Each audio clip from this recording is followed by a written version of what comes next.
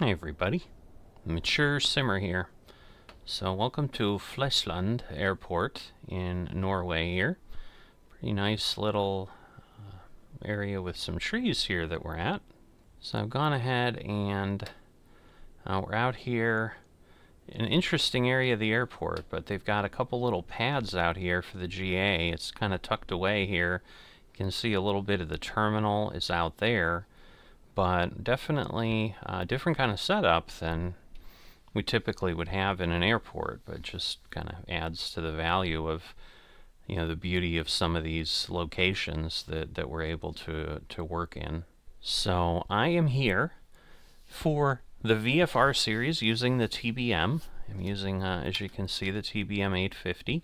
As I try to explain things, I'm just going to try to, start moving along here and get going as we normally would. So we've got that. We'll get our nav and our strobe lights on.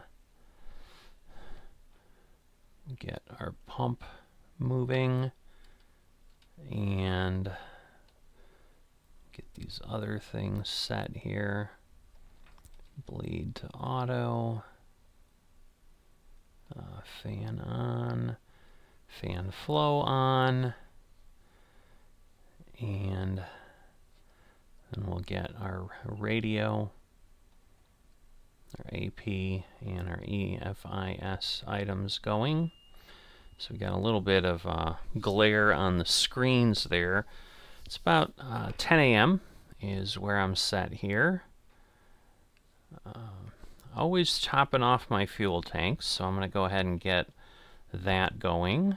So what I don't want to do is run out of fuel somewhere, because that would obviously be pretty disappointing. I'm going to go ahead and import our flight plan, which should go ahead and start from Echo November Bravo Romeo. Forgot I had to hit, and yes, to Echo November Golf Mike. So we're going to go ahead. Not nearly as involved, or not quite as involved. We've still got 18 waypoints, as you can see there. So, that is accurate there. So we're going to go ahead, and actually over here in Europe, I think it's 2,000 if we're VFR. It's 1,200 usually, I think, in the US. To go ahead and do that. Trying to figure out why my SayIntentions isn't. Alright, so I went ahead and hit new flight, and it appears we're okay here. In the event, I'm going to go ahead and quickly look at what I have. Now that I have this set, so what I want to go to is I want to go back here. I want to do my procedures. I really don't have a departure, so I'm not worried about that. I also am not going to use an arrival, so I'm going to do an approach of ILS 0 or 1 right, and our transition is going to be Valpo. And so we're going to load that, and what that should do is then after waypoint 18. Alright, so I think I've got everything set. We're going to get our gyros going. Get my starter on, get that to auto, and then we should get this flowing along here. And again, at 13 or so, we'll get ourselves up to low idle.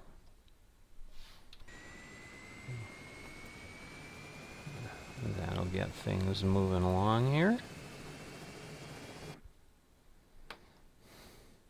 While we're doing that, we're going to lower our flaps down to takeoff. Okay, now we can go to high idle.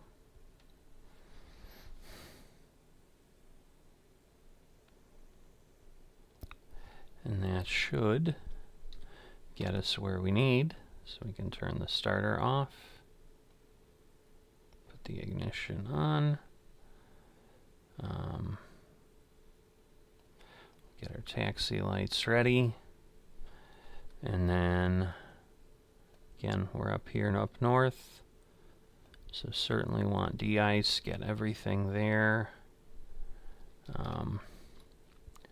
Get this to auto, get the fuel select to auto so that it rotates things back and forth. I guess we'll put the ignition on auto is what we really want. So then we've got all those. Should be able to get flight director on. Now again, the flight plan is about 7,500 is what it says. And we'll get ourselves over there, as always. Last things we need to check. So QNH is at 10:35. So definitely a much higher setting than normal. So there we go, we got that. I want to get this set to GPS. We've got our internal stuff running, so we're up to 65. We're all good there. Get our trim wheels up again to center point. I think we're in pretty good shape to get moving along. So, just getting everybody up to speed on VFR, which is the VFR tour, which is what we're on. So this is a around the world tour that I'm doing with the 850. I'm actually really excited to get in here to leg 12. I've been doing quite a bit of flying of this lately, basically because of SayIntentions. I've been trying to do a few things and keep things moving along. So up through leg 11, I was just trying to determine, is this thing going to work well enough to kind of give me the tip over into saying, you know what, I'm going to pay for SayIntentions and I'm going to go ahead and get the annual. And I did get that far in leg 11. So if you haven't seen that, I'd really encourage you to go back. It really shows the incredible connection that Flight Simulator and this tool have to just really take the immersion and the interest up a whole bunch of notches. Certainly a notch, at least. So a bit of what I was fighting in leg 11 was the tour started, first waypoint worked great, and then I had to basically manually prompt the tour guide. As I mentioned in that episode, I was going to go ahead and submit that to the SayIntentions people. So this was really my first interaction with them with submitting a ticket. And I must say, I was very pleased with how things went. They took an interest. I mean, obviously it took a little bit of time, as any of these things might, a day or two before I think I heard back from anybody. But then they just wanted some more detail. I gave them the detail. Eventually they determined probably the best way to figure out what was going on was to just find some time to fly one of my tours and just see what their experience was. What they were able to determine with whoever was helping with the ticket, I don't know if they're one of the developers or not, but I know then they got the CEO of SayIntentions involved, who's one of the main developers as well. And flying one of my legs, they were able to very quickly see after that first leg what was happening, and they made some code changes. And they said they tested a few other things. It worked well for them. They wanted me to try some things out, so I did eventually go ahead and refly the first 2 or 3 legs of the one tour, and things worked much better. The tour did not unload and so forth. So this is the first leg where I'm really trying that out. So I've gone ahead and I've got legs 12 and 13 set up in the tour tuner and published out in SayIntentions. I'm really honestly excited about leg 13. There's some cool locations there. But this is why I want to get going here with leg 12 and why you're seeing it very, very quickly compared to what was happening before. But I can't say that this won't necessarily be what'll be happening, because if this works as well as I think and hope it will, the excitement level of just continuing on and exploring the world this way is just going to be even more heightened for me, and I'm just going to be chomping at the bit to jump in to one of these legs and learn more about the world. But with that said, let's start moving out to the taxi location. So the challenge I'm going to have is the author with the narratives, they get a lot more verbose now, and they share a lot of information on their own. So what I may end up doing is I may basically explain, all right, this is what the author has said, and I may go back to kind of sharing it the way I was in the initial episodes, but we'll have the benefit of the tour guide, and we'll see how that goes this time, because there is some effort that they put in here, and they do a good job of explaining some things. They just don't necessarily tell us a lot of detail about certain things, and that's where I'm hoping the tour guide is gonna add some good information. So we're gonna go ahead and get ourselves airborne, and then we'll kind of ask for Sarah at that point. But let's see. I know we've got a little bit of the beta space that they said, which is like 15% of the throttle. So I want to get going, but I don't want to go crazy here.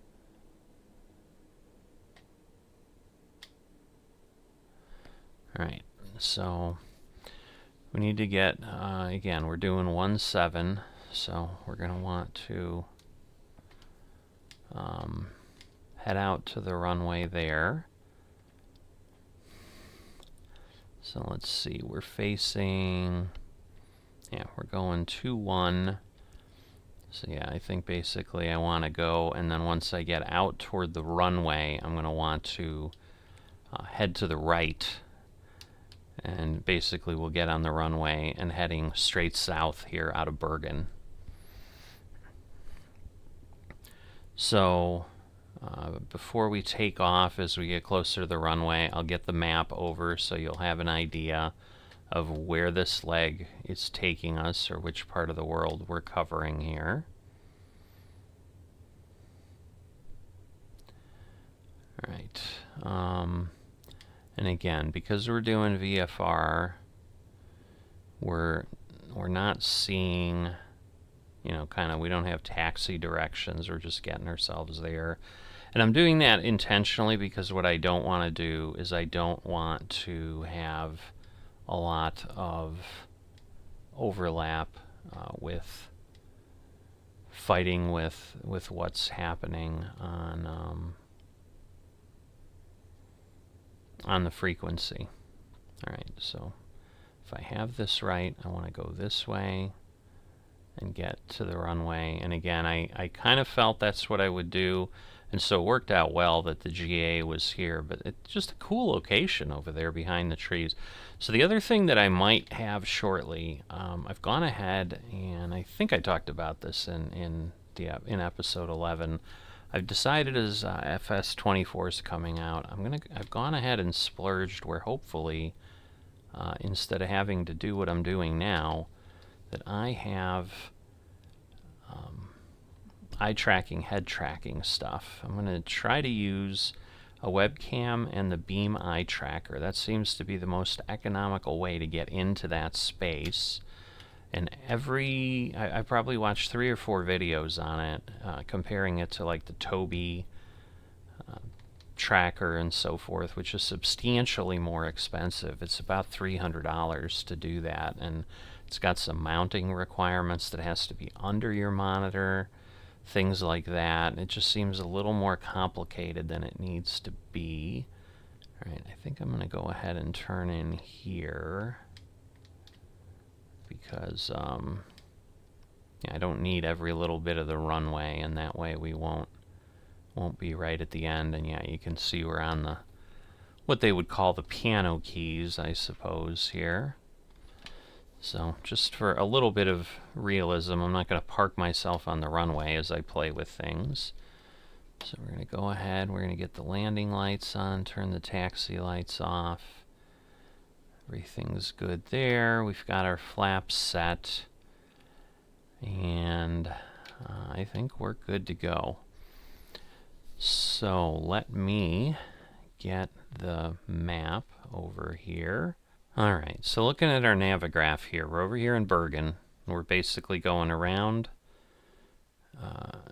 Norway, and we're heading up here. And this is an airport. This is the Oslo area, so we're still in Norway.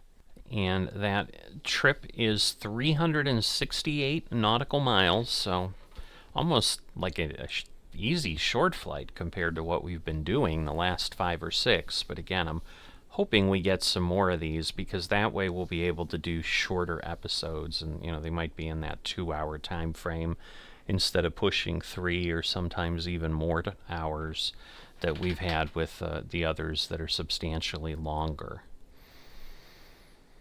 So what I normally have done is just kind of read the narrative, and as we're coming up on things, kind of let you know.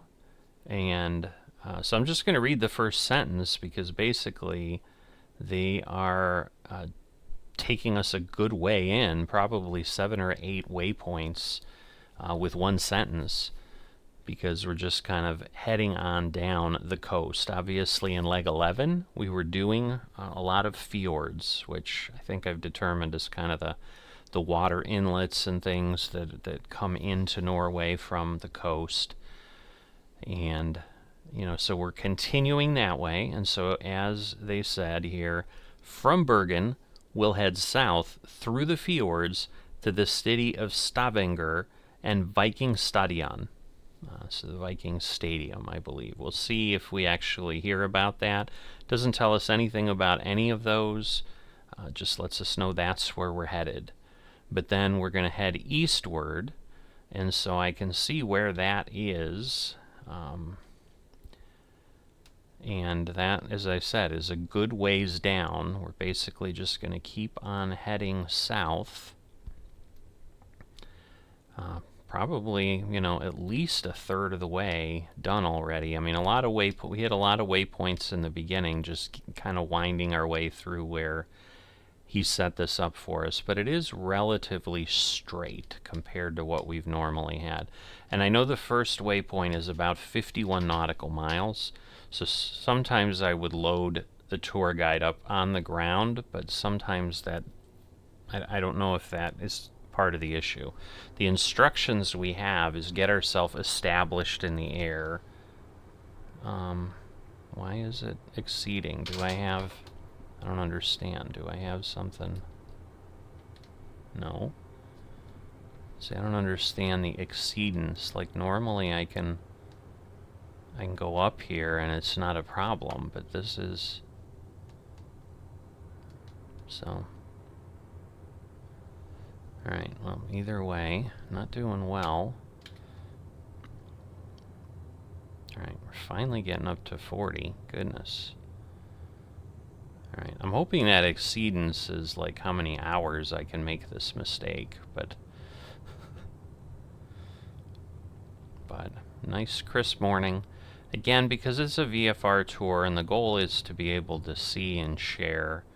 I don't ever fly this series really with real weather. I'm doing it, you know, in a way that we can see things.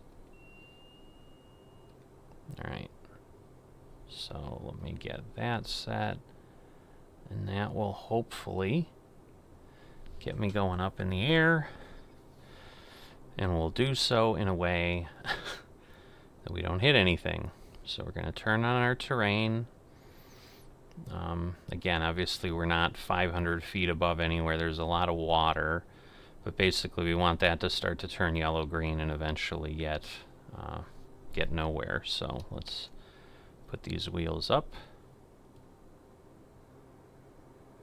Because yeah, normally I'm able to do what I did and not have an issue there, so it's kind of odd.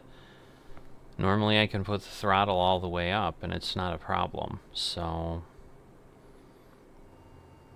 Not sure what was happening there. Okay, why? Do I have some weird issue happening? Like, why am I not getting the airspeed? And it's not just my flaps, I know that.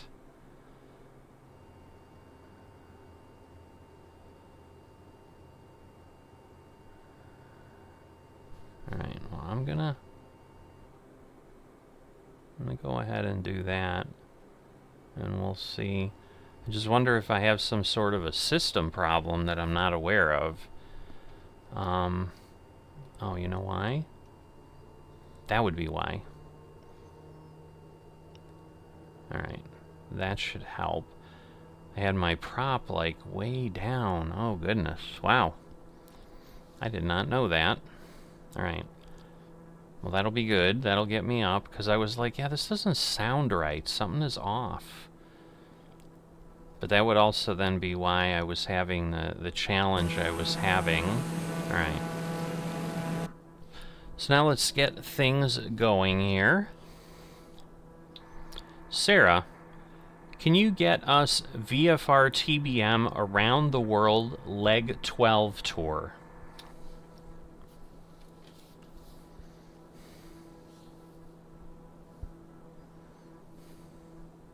To start the VFR TBM Around the World Leg 12 Tour, head 155 degrees for 36 kilometers to reach waypoint 1. Well, that's not normally what'll happen, but yeah, I know I've got a ways to go. Sarah, please go ahead and load VFR TBM Around the World Tour Leg 12.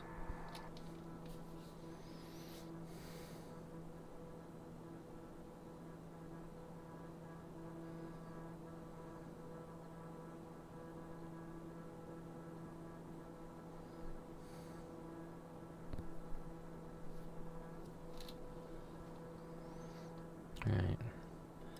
Well, this is odd. This is not normally a problem I'd have, but this is further away than normal.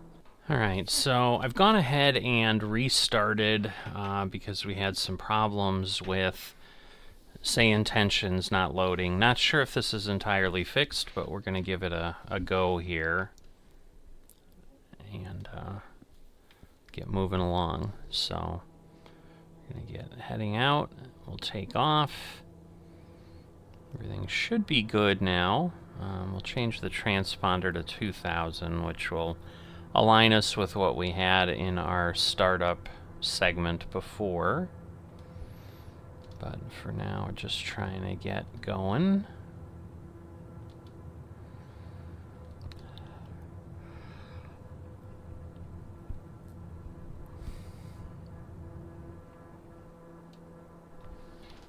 All right. Get that set. Get this set. Turn on autopilot. And that should hopefully get us what we need. Get our flaps in, which should help our airspeed. And we'll get ourselves up to, say, 4,000 or 5,000 feet. I think that will work based on what I had seen. So let me try this again. Sarah, please go ahead and load the VFR TBM Around the World Leg 12 Tour.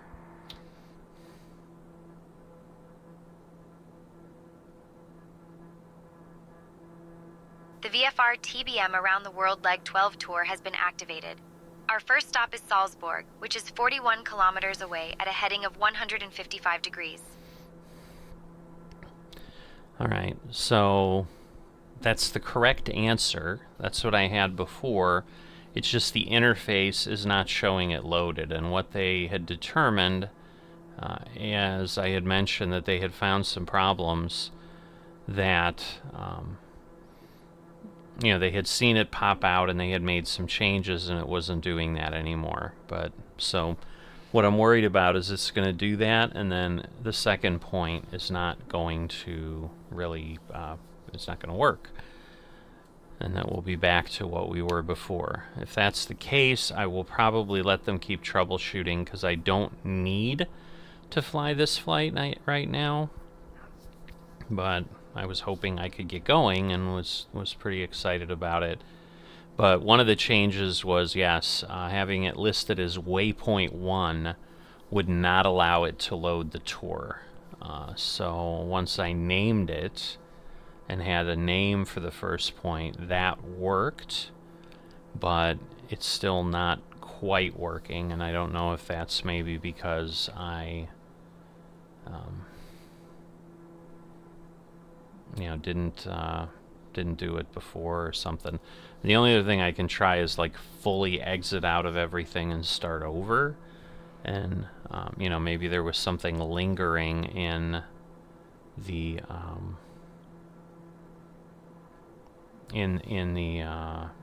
Microsoft Flight Simulator stuff. So at this point we'll go ahead, we'll fly this, because I don't think it's terribly far between points 1 and 2, and I'll know by waypoint 2 what the situation is, because yeah, waypoint 1's 24, waypoint 2 is 16.5 miles, so it's basically kind of from the point I'm at now.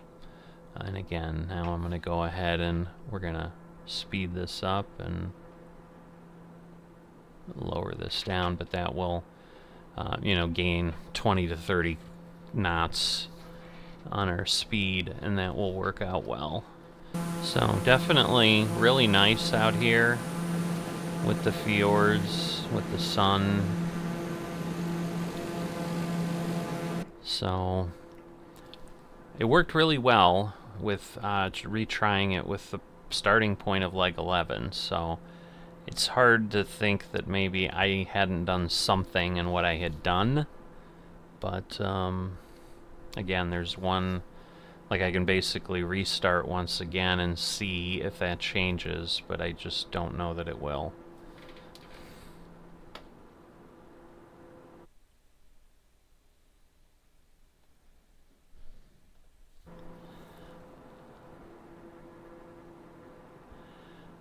Okay. Good news is, it has now appeared. Alright, well, let me go back down here now, because I've gone further than I wanted or higher than I did with everything that was going on. So I apologize, this is not a great video. I may end up including the first part, and then I don't know. I don't know what'll make sense, because I'm going to be talking about how it's not working, because I'm hoping now it'll work and I'll be able to tell, because the tour should stay loaded and it should give me the second waypoint. But we're just about there. So Sarah should say something soon.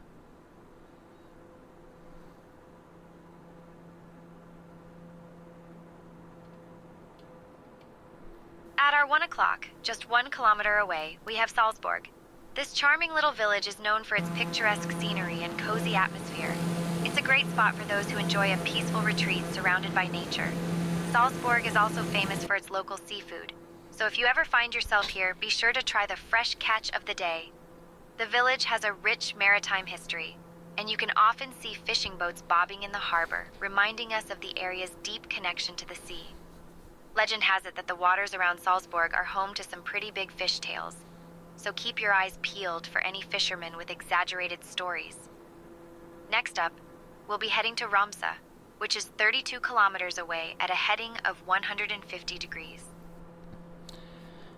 Alright, so good news is it appears to be functioning as it should have been the first time. There's several changes or several things I tried. So the problem is I don't know what it was, but yeah, being on CTAF, like tuning the ATC, even though I've not used ATC at all, like I don't even make a call to it, but it looks like there's an expectation that you're on there, where if I was on the other frequency, it may have had a problem, because really I could say, oh, I got close enough, but my guess is it was changing to the COM port. So we'll see. But right now it's functioning as it was once it was fixed, and so at this point I shouldn't have to do much. Now, we did go ahead and obviously do the first part of the narrative. So as I said, until I get back, so if I go to the terrain, basically we're going to have kind of a turn to the left at some point after a certain waypoint. Now I'm... I can't. You can't take me anywhere. Alright, I'm going to get myself to just like 4,000, just so that we know where we're at, and we're kind of at a, I don't know, a nice round number. But I'll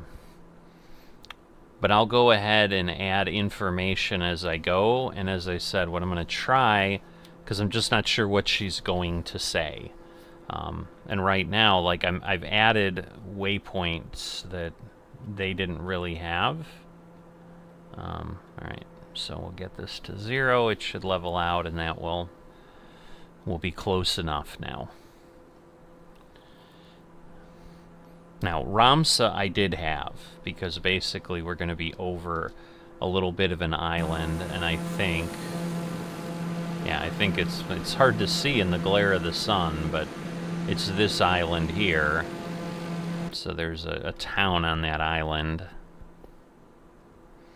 Go ahead and fix my position there.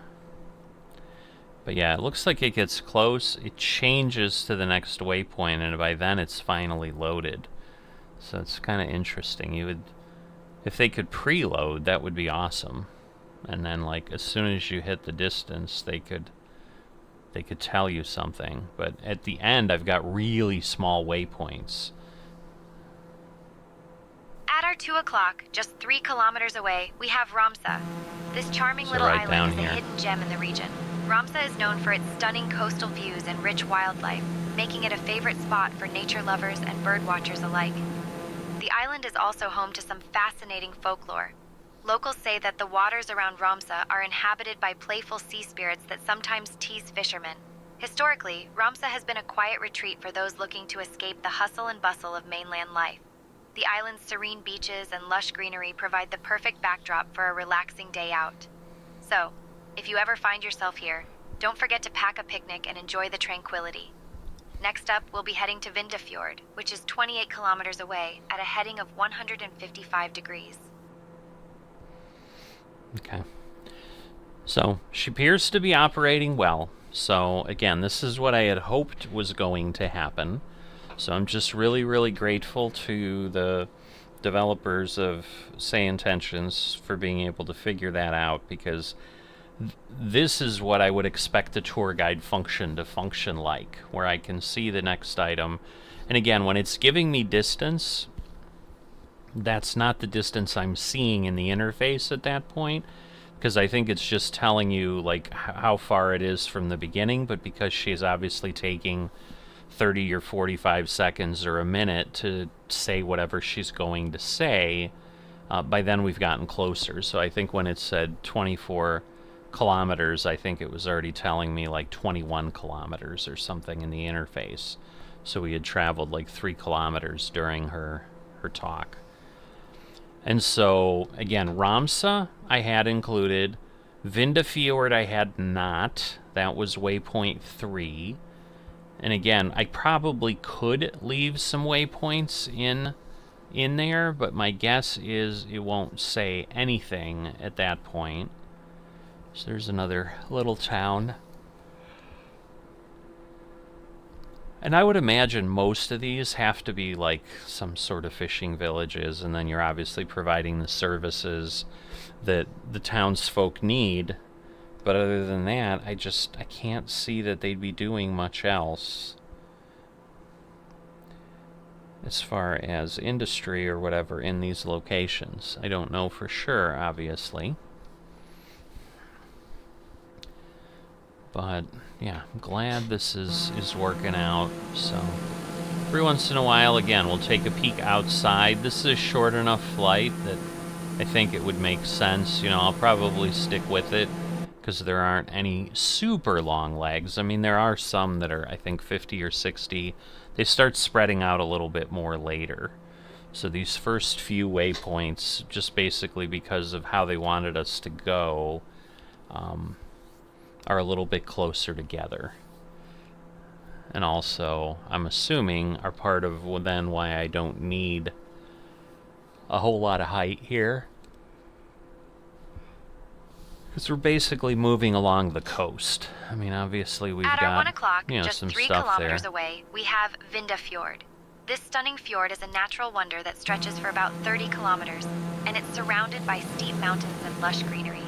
The area is known for its breathtaking views and is a popular spot for outdoor activities like kayaking and hiking. Did you know that Vindafjord is also home to several small fishing villages? These villages have been around for centuries, and they offer a glimpse into the traditional Norwegian way of life. Legend has it that the waters of Vindafjord are so clear that you can see all the way to the bottom, which is perfect for those who enjoy fishing or just admiring the underwater scenery. So if you ever find yourself here, don't forget to bring your fishing rod or your camera. Next up, we'll be heading to Foldoy, which is 18 kilometers away, at a heading of 160 degrees. Okay, and at this point, it's telling me 11 kilometers. So again, we traversed 7. Now again, that was a bit longer of a narrative, so, which is fine. I mean, it's great. But what I am seeing between what we heard in leg 11 and so forth, you know, there's only so much that the AI can find to talk about. I mean, it's constantly telling us about the beautiful scenery, the mountains, the clarity. Now again, I thought it was going to tell us about some sort of a legend in the first, you know, around Romsa about a sea monster, but instead it was sea spirits. So, I mean, there are things that were different. At our 1 o'clock, just 6 kilometers away, we have Foldoy. This beautiful island is known for its stunning landscapes and rich biodiversity. Foldoy is a popular spot for outdoor enthusiasts, especially those who enjoy hiking and birdwatching.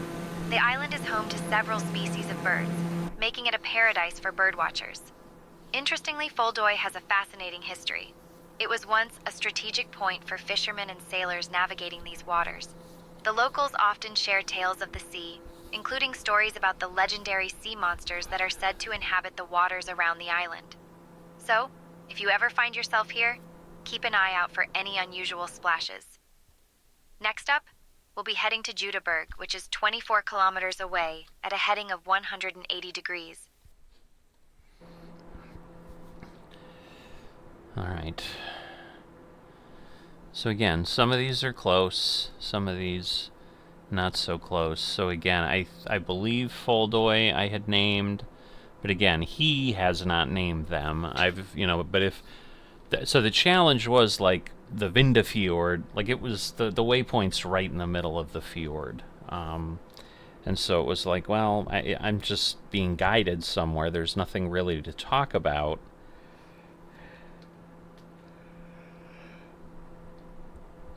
But otherwise, it seems like we have a bit of a challenge if I don't name them.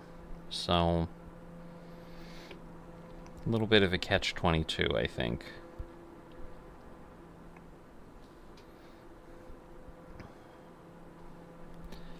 So not very far, and this again would be. I'll know more in.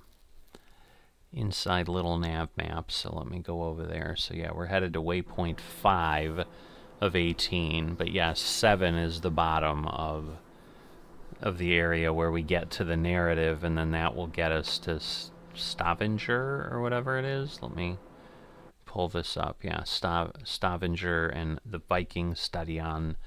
But I think I just put Stavenger in there, but I think the waypoint's going to be over the stadium or near the stadium.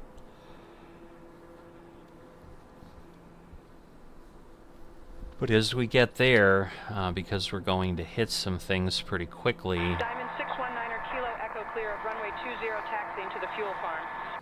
Alright, and this again is stuff that was coming in off CTAF. Alright, so now we're turning. And I don't remember if Judaberg, I think Judaberg is here.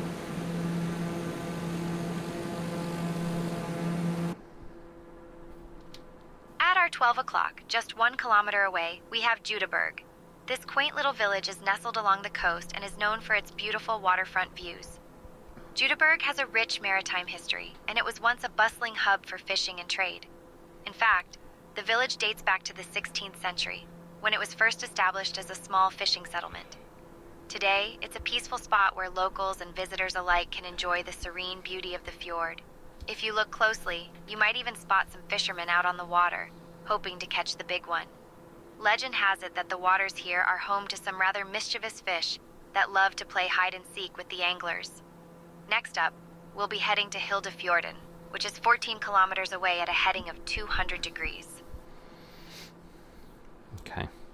Again, we're down to 10, so, things will go quick. But yeah, once we get into Oslo, the last 3 waypoints are all like At our a 12 mile o'clock, apart. just 7 kilometers away, we have Hildefjorden.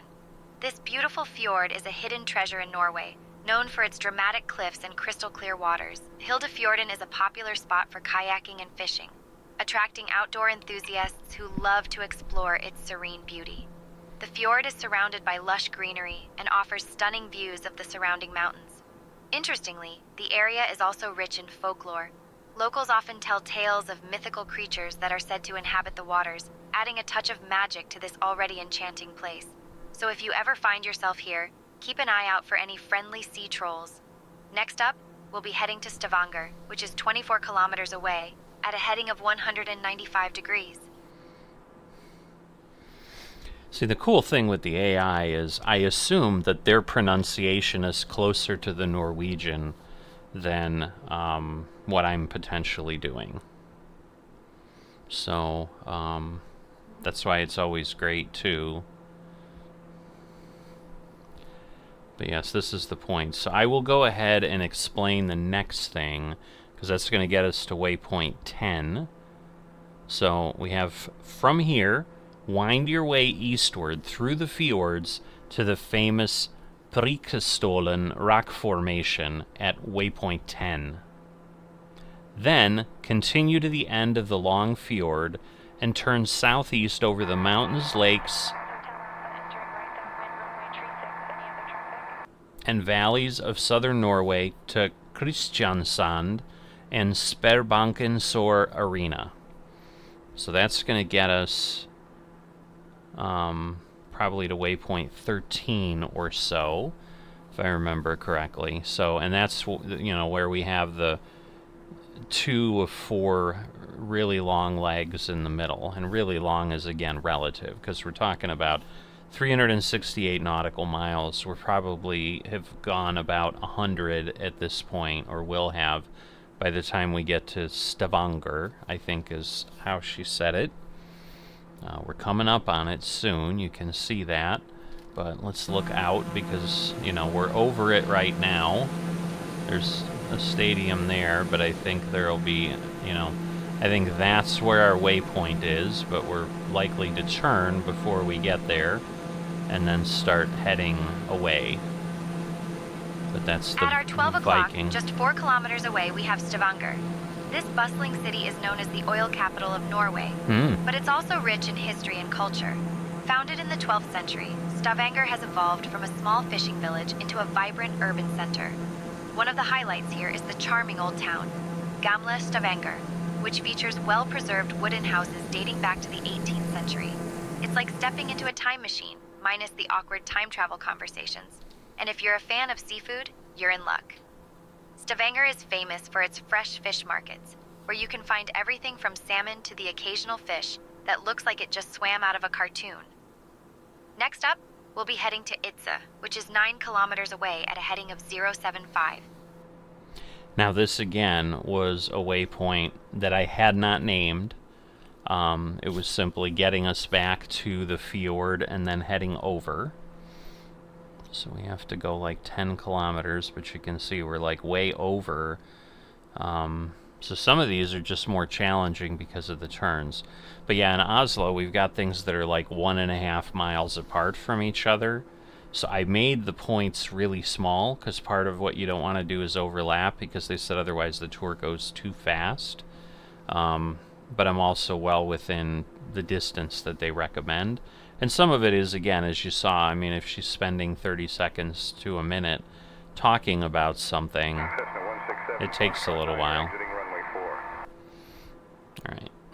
So now we're kind of lining up on the point, but I think, again, and so Idse was on an island. So yes, I think it's over here, but basically we're going to go here and turn, and so we're turning already, as you can see. But Idse is, I think, the town. It might be there, but it's on that island. At our 6 o'clock, just 3 kilometers away, we have Idse.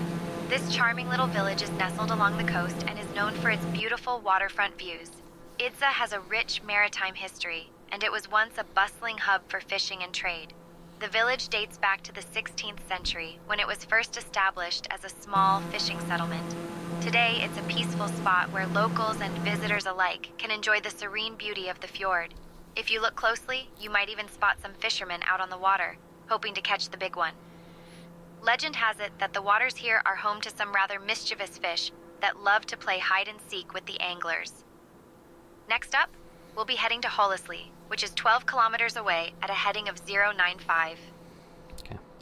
So it's kind of trying to get onto the line here, and yes, we're going to then head in that direction. And this was, again, another point that was not really a waypoint or a named spot.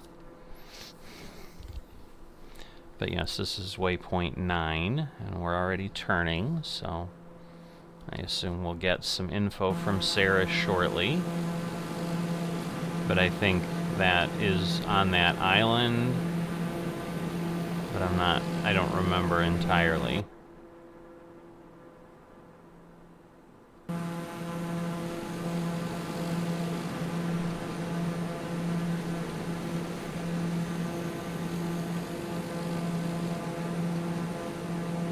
At our 4 o'clock, just 1 kilometer away, we have Hollesli. This charming little area is known for its stunning coastal views and beautiful landscapes. It's a great spot for those who enjoy nature and outdoor activities. The name Hollesli is derived from the Old Norse word meaning hollow, or valley, which perfectly describes the picturesque scenery here. Legend has it that this area was once a favorite spot for local trolls who love to relax by the water and enjoy the view. So if you see any trolls sunbathing, be sure to wave. Next up, we'll be heading to Preikestolen, which is 8 kilometers away at a heading of 055. And this may trigger very, very quickly because of where we're at. So I'll just be curious. In Oslo, we may not hear everything, but he's got some good information as well that I'll have shared with you ahead of time, if nothing else. So.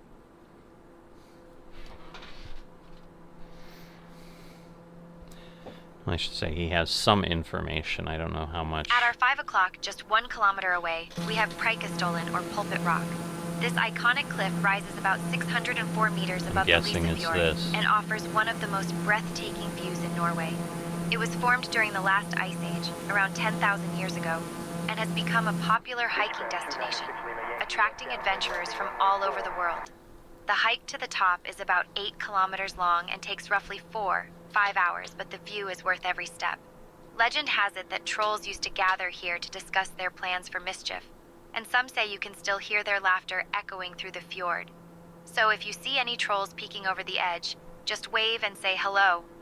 Next up, we'll be heading to Lysefjorden, which is 8 kilometers away at a heading of 060. And we're basically right on top of it, so let's see what happens.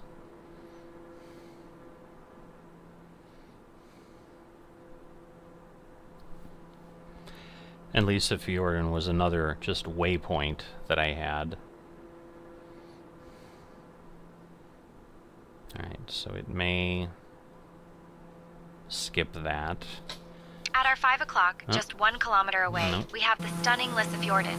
This breathtaking fjord stretches about 42 kilometers and is surrounded by steep cliffs that rise dramatically from the water. It's a popular spot for hiking, kayaking, and even base jumping if you're feeling adventurous.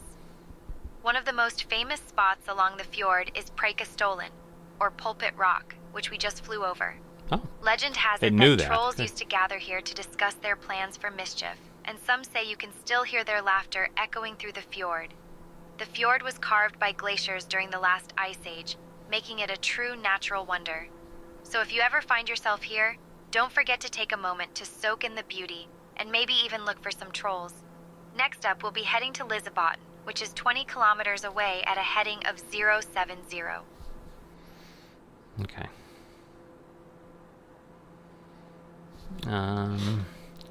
Thinking I might want to climb a bit here, so let me get up to at least 4,500. I'm just worried about these red things there. Let's see what it looks like at 4,500. Because, yeah, it's starting to go away, and we've still got 100 feet, so we'll probably be okay. Oops. Alright, so we will level out. That'll be good enough. So there's a little town here,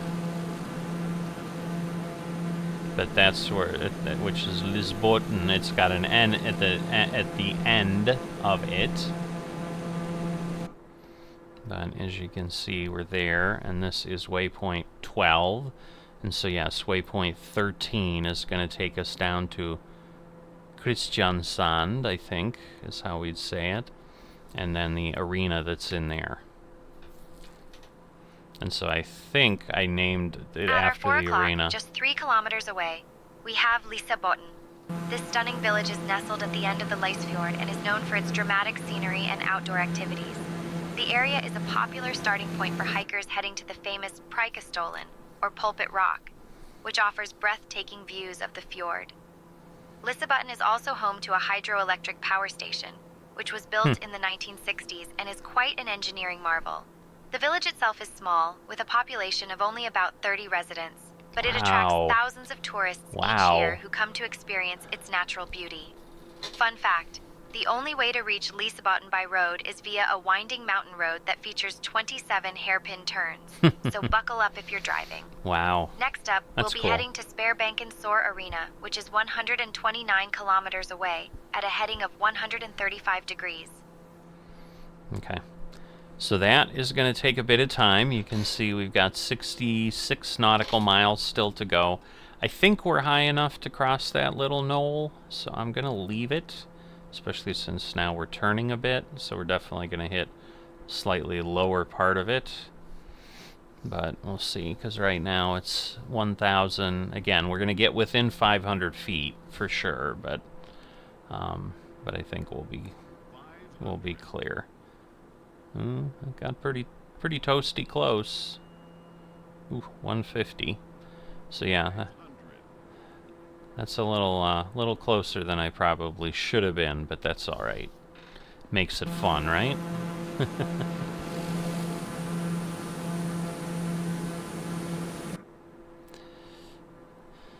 All right. So obviously we've got some areas that are higher up over there, but we're going well by it. We're going to end up going back a little bit into the interior, so this is now the part we're heading kind of to, that's the southern tip as far as we're going to get into the south of Norway.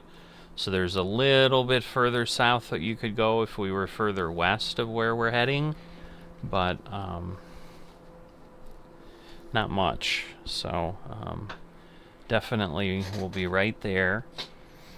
And so I'm going to go ahead and quiet down for now, and I'll just let you enjoy the view, and then as we get closer and she's ready to tell us about the stadium, we'll go from there. But I believe this is a pretty big town, or a pretty big city that we're headed to, but I'll also mention what our next thing is going to be. So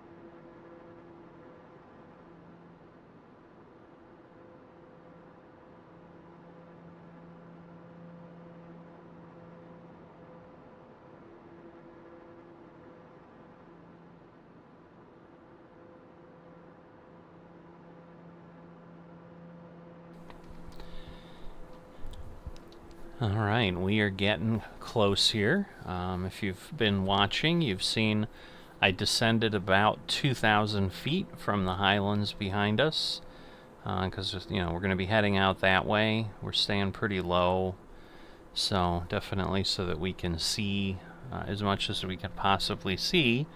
We definitely want to do that.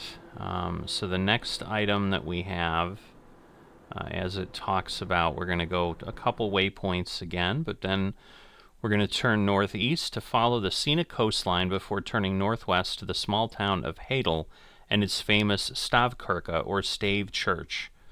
Built centuries ago almost entirely from wooden stave, churches like this were once common all over Norway. This example dates back to the early 13th century.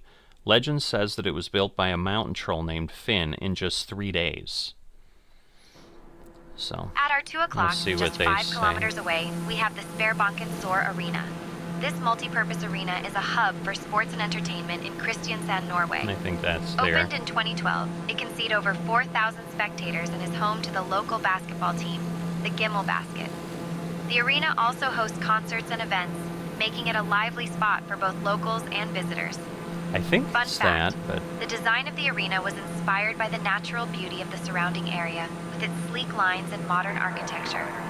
So if you ever find yourself here, nice you might bridge. catch a thrilling game or a fantastic concert. Next up, we'll be heading to Bambleasen natureservat, which is 130 kilometers away at a heading of 040 degrees. Okay, so this was again just a waypoint, but there is a nature preserve there, and so I'm sure it's going to tell us about the animals, whatever. But as you heard, this was not part of the information that was provided. And then basically, we're going to have another little 3-4 sentences after we get to Heddal and the stave church, and that'll get us to Oslo, and then we'll be landing in the main airport of Oslo, which is Gardermoen, I believe,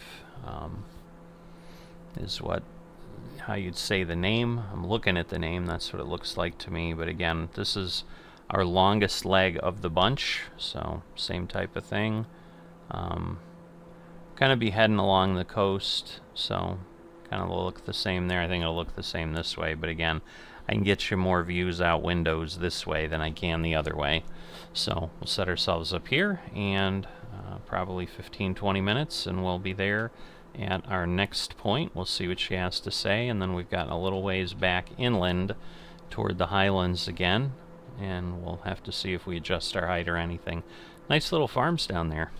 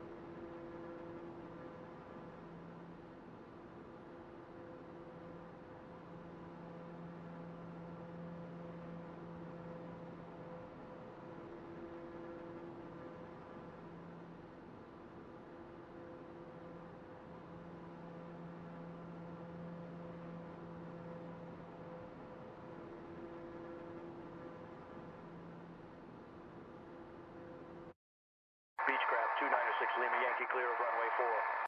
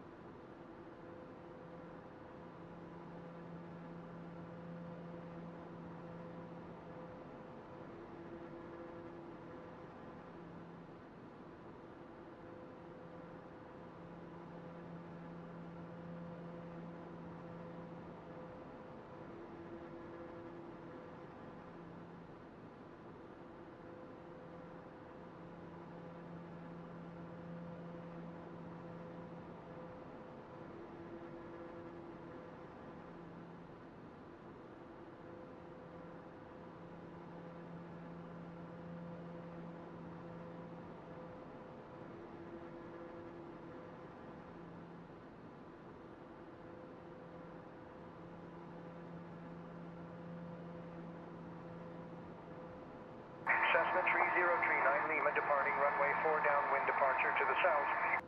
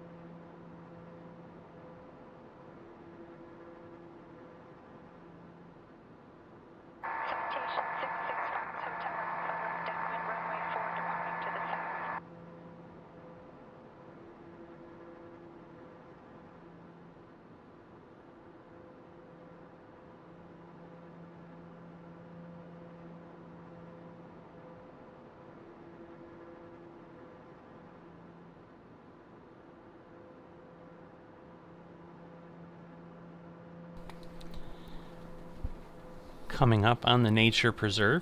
As you've seen if you've been watching, just a lot of forest as it is. I mean, we've got some homes or businesses or something there, but we're coming down on 8 nautical miles, and then we're basically heading over into that area. So we're going to turn not quite 90 degrees, but I'm going to go from 339 or 39 to 338. So I guess in theory it's like 100 degrees, or maybe I'm doing my math wrong. I don't know. It doesn't matter. It'll get us there. But down to 6 nautical miles. Now what I should check though is my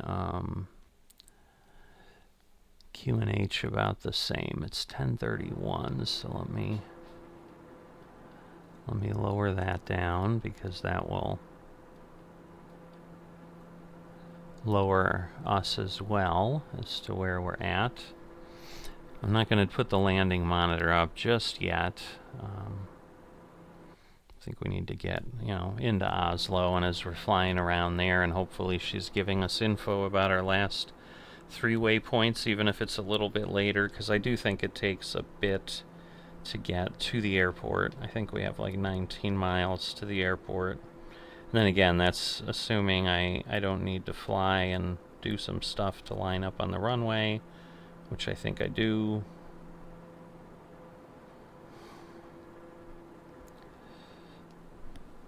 Alright, so here we go. At our 6 o'clock, just 3 kilometers away, we have Bambleasen natureservat. This beautiful nature reserve is a haven for wildlife enthusiasts and nature lovers alike. Established to protect the unique flora and fauna of the area, Bambleasen is home to a variety of bird species, making it a prime spot for birdwatching. The reserve features stunning landscapes, including lush forests and serene wetlands, which provide a perfect backdrop for a peaceful hike or a leisurely stroll. Interestingly, the area is also known for its rich biodiversity, and you might even spot some rare plants that are unique to this region. So, if you're looking for a little slice of nature to enjoy, this is the place to be. Next up, we'll be heading to Heddal stavkyrkje, which is 66 kilometers away at a heading of 340 degrees. Alright, and the bigger issue is, are we going to need to climb, or will we be okay? So as we get closer, because again, we've got 30 miles, so I am going to go away for a little bit here till we at least get through the waterway there, and then we're going to basically head up a little further past that, but that's probably more than halfway, so I'll see you in a bit.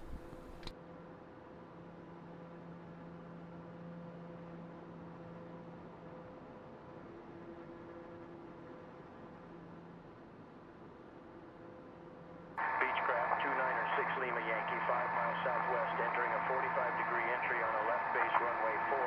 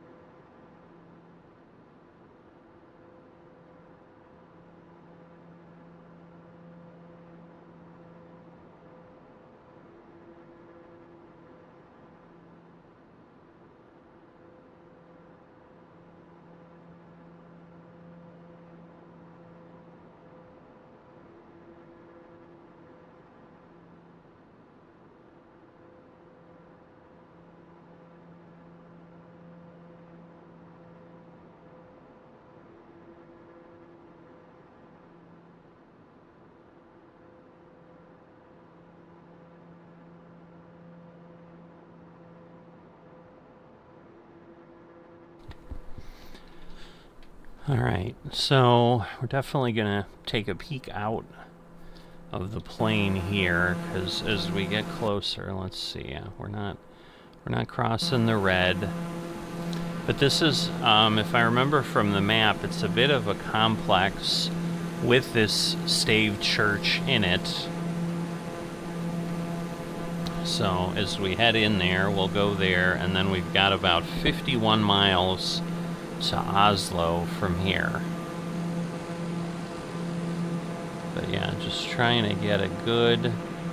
I do need to try some other thing I have. I have like a flight recorder piece of software that I've gotten that in theory should record the flight and then let me take footage where I'm not like in this camera, where I can do things a little bit differently. That might be pretty cool. Maybe I'll try to see if I can figure that out before I do leg 13, now that we know this is working pretty nicely. But yeah, just trying. I'm just wondering how much we're really going to be able to see here. Yeah, I don't know that we'll be able to really tell. Oh, I think it's there. Shoot, the plane's in the way. Let me see if I go this way and zoom out. But yeah, I think... At our 9 o'clock, just 1 kilometer away, you might be able to go Heddal freeze it, stavkyrkje. but... This stunning stave church is the largest of its kind in Norway, and was built in the early 13th century, around 1242. Those It's are a true trees. masterpiece of medieval architecture, showcasing the unique wooden construction style that is characteristic of stave churches. The intricate carvings and beautiful wooden details are simply breathtaking. Legend has it that the church was built by a giant who was challenged by a local man to construct it in a single night. The giant, thinking he could win, started working, but the clever man tricked him by making the sun rise early, causing the giant to flee in frustration. So, if you ever find yourself here, take a moment to appreciate the craftsmanship and the stories that surround this remarkable structure. Next up, we'll be heading to the Royal Palace, which is 94 kilometers away at a heading of 060 degrees. Alright, so let's go cover the last piece of info that we've got from our narrator here. So we have what he'll tell us, which is not a whole lot more than that, but at least you'll know what's there. So from here, you head northeast to the capital city of Oslo, where the Nobel Peace Prize is awarded every year. The Royal Palace is directly below as you make the turn at waypoint 16. Turn west to Frogner Park, then the Holmenkollbakken ski jump and museum, before heading for a landing at Gardermoen Airport. So that is what we have in front of us. But let's see. Definitely can flatten this out. Doesn't look like we're climbing anymore. And again, once we get out of this space, we will be... Well, actually, yeah, we're just really not actually doing much. So let's see. We can probably go down a little bit here, because we're really not in any kind of mountains or anything. I mean, it gets maybe a little bit more rocky around Oslo, but I don't think that means it's any higher. So I'm going to see if I can get down to maybe 3,500. We'll see. That might be a little too low, because yeah, we're getting yellow, but we are down to like 300 or 400. It's telling us we're 1,500 now. We're going to be probably, you know, within 1,000, but because really once we crest this, I think we're pretty close to where we would normally be, and everything else is below us. So yeah, it's 800, 900 feet, 1,000 feet, but it's getting there. So, but yeah, this is where you get to see just kind of, again, the features that we have within coupling the AI with really some pretty interesting stuff in the AI, because obviously, again, that information about the church, while I didn't name the troll fin or the giant fin that we got from the other story, I mean, again, it can't give us every piece of detail, but, and again, does it matter that he's named Finn or whatever? Not really. I mean, it's just an interesting part, makes the story seem more real, I suppose. You know, you add more details and people are like, ooh, that must be what really happened. Alright, let's drop down, whoops, a little bit more. So again, maybe just to 3,000. I don't know that I want to go any lower than that. Because really, as we come in to the landing point for Oslo, we should be at 4,000. So actually, I probably then, therefore, I mean, if I think about it, I probably should just put myself at 4,000, and we'll just do that, because otherwise we're going to be too low. Although, I don't know. I'm torn, because I think it'll be cool to see some of the stuff lower if we can really see it, and get some detail, but... So let me get down to 3,000. Maybe I'll push it and I'll go to 2,500 or something. We'll see what happens in front of us, because this hill I'm a little worried about, and I don't know. See, we might just be coming up on it. So let me flatten out until I get closer and see. I can always go down lower, but I'm thinking that's going to start to rise up to us and be a little bit closer. So so as I said, the challenge here is we've got waypoints that are literally like on top of each other, because these are all in Oslo. So I'm just not sure, you know, how the waypoints are going to work. I mean, it may just throw this information out and we'll have overflown it already, but which is okay, because I don't know how much we'll see. I mean, we'll definitely take a look. I kind of know where they are, so, I mean, because the thing is, the Royal Palace and the Frogner Park are, like, right next to each other. The last waypoint of the ski jump is a little bit on the outskirts of town, as you might imagine, because you're going to need to be near some locations there where people can ski jump. So... Alright, so it looks like actually like this is a little higher, but we're going to get a little closer to the ground over there. Oops, wrong one. It's small enough, but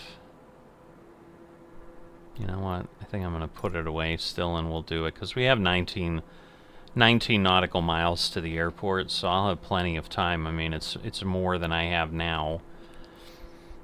I'll have more time between that and the last waypoint to throw that up. Plus, we're probably going to fly a little bit longer, because we're going to have a different route that we're going in to take us over to the airport anyway, and get on the approach and all of that, so...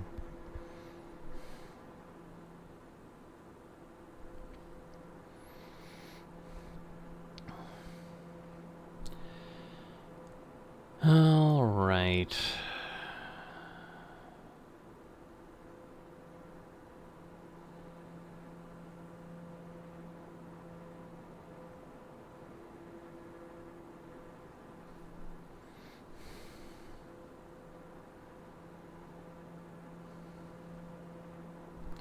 So, nice little valley that we're coming up on here. Let's head on out. Again, the one thing is, like, the sound doesn't really change if I'm closer to the plane or further, as you can see. So just to be closer to the ground, I'm going to be a little bit nearer the plane, and then we'll get a little bit of a view. So the challenge is really going to be, as I try to get this, try this head tracking and stuff, for flights like this, I think I'm going to need to be able to, like, turn it on and off. because, like, as I'm doing other things in the other legs, obviously my head turning and you know, doing things that I'd be doing are going to impact the views you're having. So, you know, I might want to do it in the beginning when I'm working with my instrument panel, but then after that, I don't know that I would. So, alright, so I'm going to drop down to, say, 2,000 as we fly over Oslo, and then we'll climb again to get ready to land so we get a good view of the airport. But I really want to try, you know, now that we're really getting somewhere where we can sightsee and it's not just like a stadium or something, because all three of these things are of, like, huge interest to me, because they're just things I will not have ever seen and may never see in real life. I mean, will I ever get out to Norway or Oslo or whatever? I have no idea. But I'll tell you, if I've learned anything, just even from this little bit, there are just so many things to see in the world, and clearly not enough time in our lifetimes to see them. So, if nothing else, just having the opportunity here in virtual land is pretty sweet. Alright, so we're gonna go by this little cliff here, so that'll work. Alright. I don't want to get much lower than that. And again, we're still 9 nautical miles away, so I don't think it's that. I can't imagine we'd see it that clearly. And again, how accurate these are, and is this really kind of what Oslo looks like? I mean, I assume it's relatively realistic. You know, they might be like standard models that Msfs puts in, but, you know, I'm sure it's taking, like, building footprints and saying, yep, they're there, and this is what I see. So again, I'm not going to talk much as we go over as she's talking, because obviously that would be kind of pointless. But yes, I think it's just on the other side of the water here.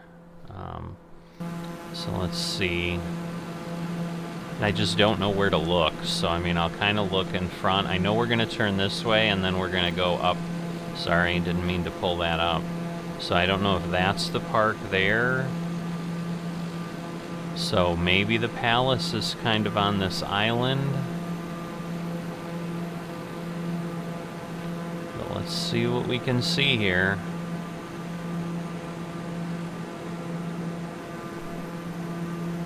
But we're close, and the problem is it's going to be a pretty sharp turn, so I just don't know how much of a view we're going to get. See, and I don't know if it's, like, not on the island and further over. Huh. There's, like, a ship there. Yeah, I mean, we're not turning yet. So maybe it's in the... Oh, there we go. I just don't know. I wish I knew where it was. I mean, it should be... Oh, that's probably it. It just popped in. So there you go. There's the Royal Palace. And then we're going to go over the park. Now let's see. Is she going to say anything? Or are we too close together and she's just not going to say anything?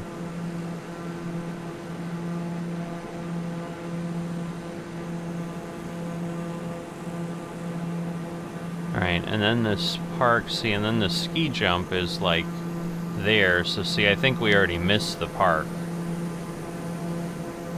But, yeah, that's the ski jump, I think. Roger, I'll try to expedite. I'll keep an eye on you. What type of aircraft are you flying? So that's pretty cool. No problem, just let me know. So there you go. Really, really cool. Oh, wow, I did not know they were built into the... Oh, boy. Speaking of built into the ground, whoops. Let's go up. I'm like, we're going to be built into the ground pretty soon. Alright, well, okay, so we learned really close waypoints like that, unfortunately, we're not going to get anything from her. So let's see. Sarah, what can you tell us about the Royal Palace?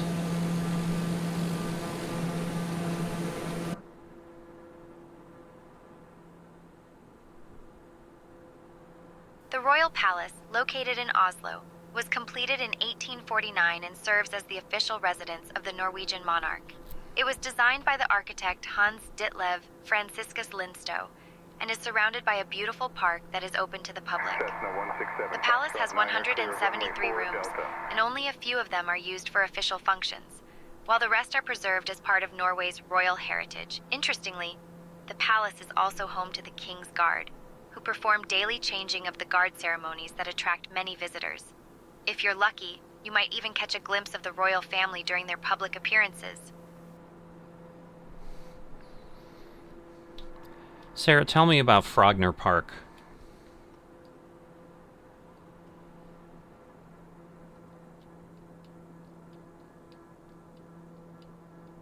Frogner Park is a stunning public park located in Oslo, Norway, and it covers an area of about 45 hectares.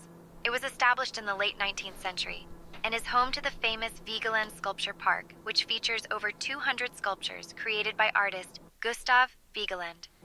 The park is a popular spot for both locals and tourists, offering beautiful walking paths, lush greenery, and impressive art. One interesting tidbit is that the sculptures depict various stages of human life, from birth to old age, and they often spark conversations about life and relationships. If you ever visit, keep an eye out for the iconic monolith, a towering sculpture made of 121 human figures, which is a true centerpiece of the park. Sarah, tell me about Holmenkollbakken ski jump and museum.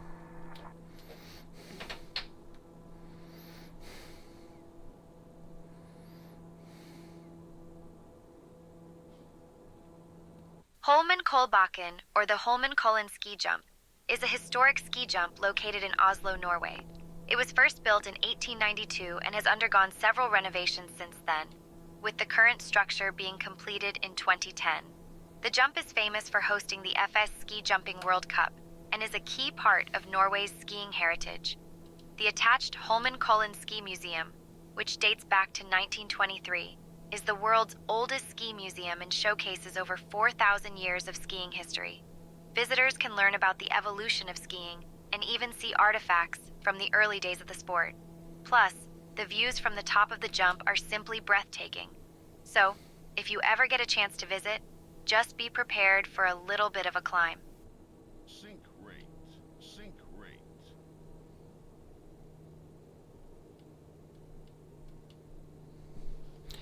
Alright, so let's get the landing set up here. Where is the airport?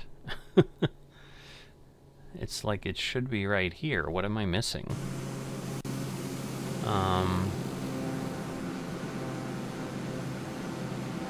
I think it's way out there. Wow, okay. It just seems like it should be closer than this, but maybe not. So let's see if I go to the map and then zoom out, or no, out.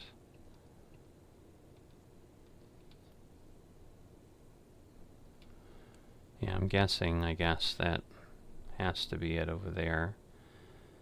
So let's speed up a little bit here.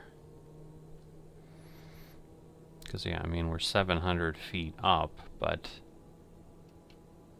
Oops. But I think I've got a little ways to go. So there's an Air Force base behind us somewhere. So... But yeah, so this is kind of out in the countryside a little bit, this airport.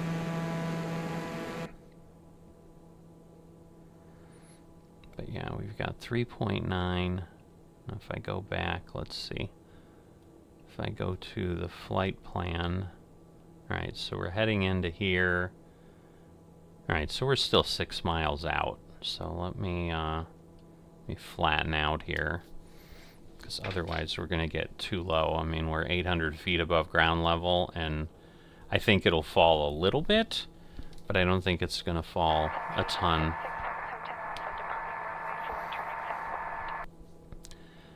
Now, I don't know. I'd be surprised. Oh, I suppose we could have CTAF here if someone is on VATSIM, and then there was nobody controlling, and then they were using SayIntentions.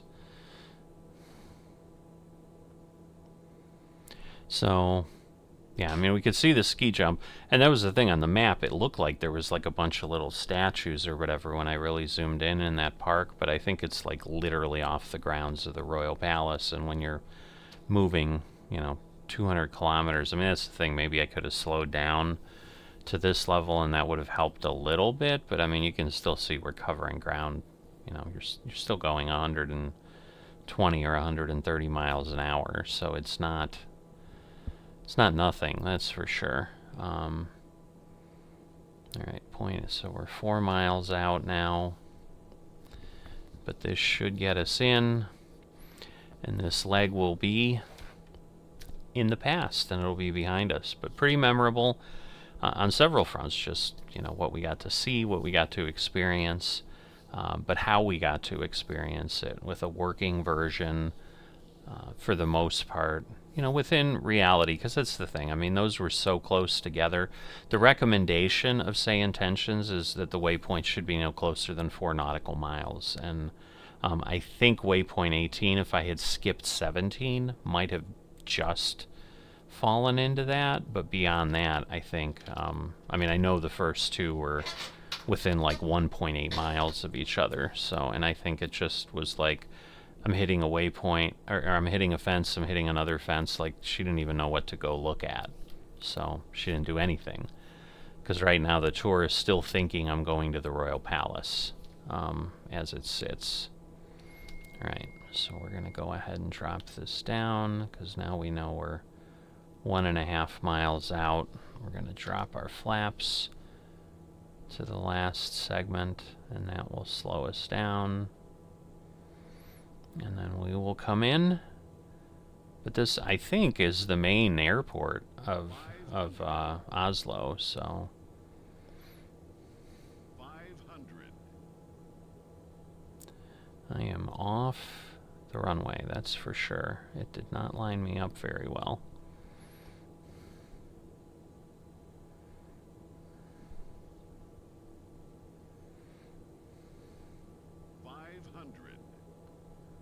Alright, says 2.5 miles to the airport, but seems like I'm a heck of a lot closer than that. I don't know. That might be some center point, because there's no way I'm more than 2 miles from the end of the runway there.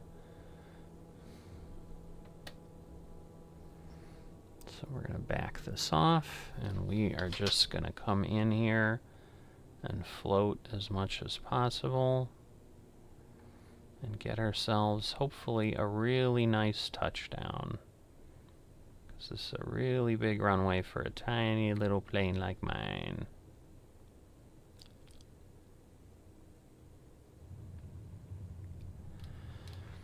Alright.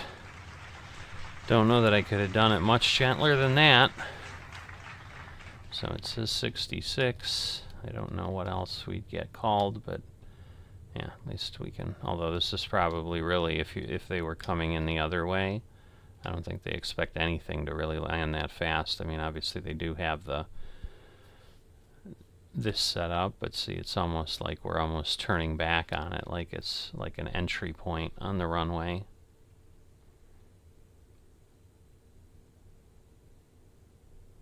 So, just trying to just get to the point where we're getting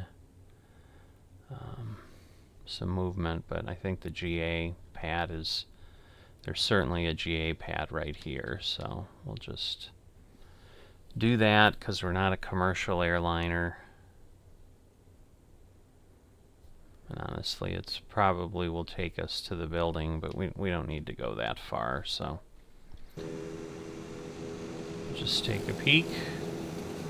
Yeah, because I'm thinking the main terminal's like way over there somewhere. Like we landed on the side here, but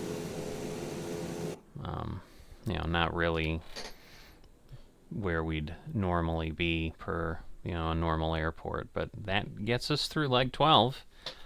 So hopefully you've enjoyed this. If you haven't dropped a like or are not a subscriber, please consider doing that. A lot of Flight Sim will definitely be coming to the channel.